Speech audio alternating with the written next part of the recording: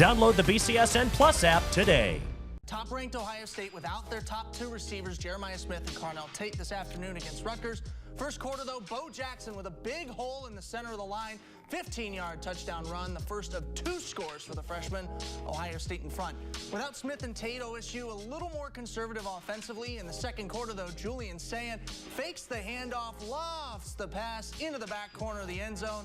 Brandon Innes makes the grab. Just his second touchdown of the season. Party starting in Columbus. OSU leading 14-3 at the half. In the third, OSU back in the red zone. Sayin goes to his big tight end, Max Clare. The Purdue transfer, 7 catches to lead OSU. Sayin 13 of 19 for 157 yards. The Silver Bullets, 2 on defense, keeping Rutgers under wraps most of the game. Caleb Downs with the sack. He had 3 tackles on the game in what very well could be his final game in the shoe. OSU adding 2 more rushing touchdowns in the fourth quarter, winning easily 42-9. 7th time this year they've held an opponent to single digits. Mark Coons joins us now with how the Buckeyes rolled over another overmatched opponent without 2 of their most dynamic playmakers. Ryan Day has made it very clear. The number one objective every game is to win the game. And against Rutgers, without star wide receivers Jeremiah Smith and Carnell Tate, Day says they're both working very hard to get back in time for the Michigan game. Right now they are day-to-day. The best way to win this game was to run the ball. Ohio State 254 yards on the ground, with Bo Jackson going over 100 yards and James Peoples averaging over 18 per carry. But I thought guys ran hard. I thought there was some good things. There's certainly nothing's perfect, but that's what we're striving for. You've seen a lot of progress throughout the year. I think you've seen guys get better, and I think every time these running backs touch the ball, they're getting better. So we've been working at it, and you're seeing a lot of progress being made. And again, now we got to be at our best. I give the guys a lot of credit for focusing, and I think not having both Carnell and Jeremiah allowed us to focus even a little bit more on the job at hand.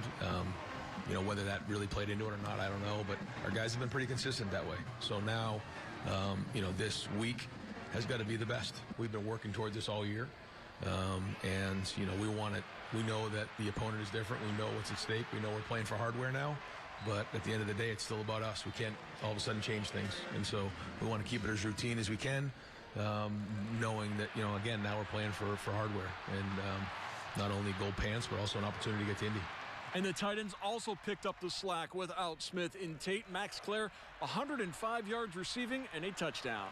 Right, yeah, I think it's just more opportunities. I mean, obviously not having those guys out there hurts.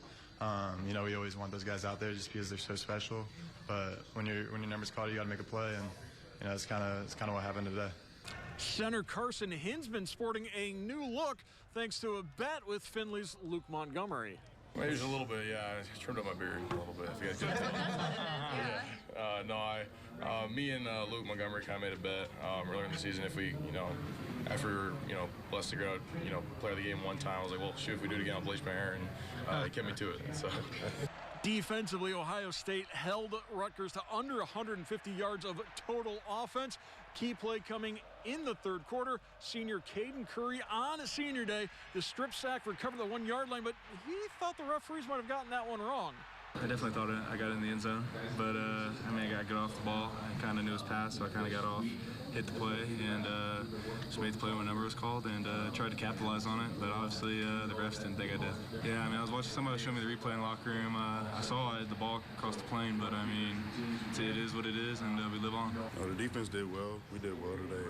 Coach Patricia and the coaching staff, they did a good job of, making the plays, calling the plays or whatever, and we went out there and we executed to the best of our ability. 11-0, top-ranked Ohio State now turns their full attention to what they call that team up north, Michigan. In Columbus, Mark Kuntz, BCSN. Well, how about this? Yeah, I think you should bleach your hair. We should make a bet that you have to bleach your hair there. Look at the discrepancies here. Ohio State, 430 total yards, 25 first downs, more than doubling what Rutgers was able to put on the board. Though those 4 sacks allowed as well, Rutgers just had a bad day in Ohio State's home finale.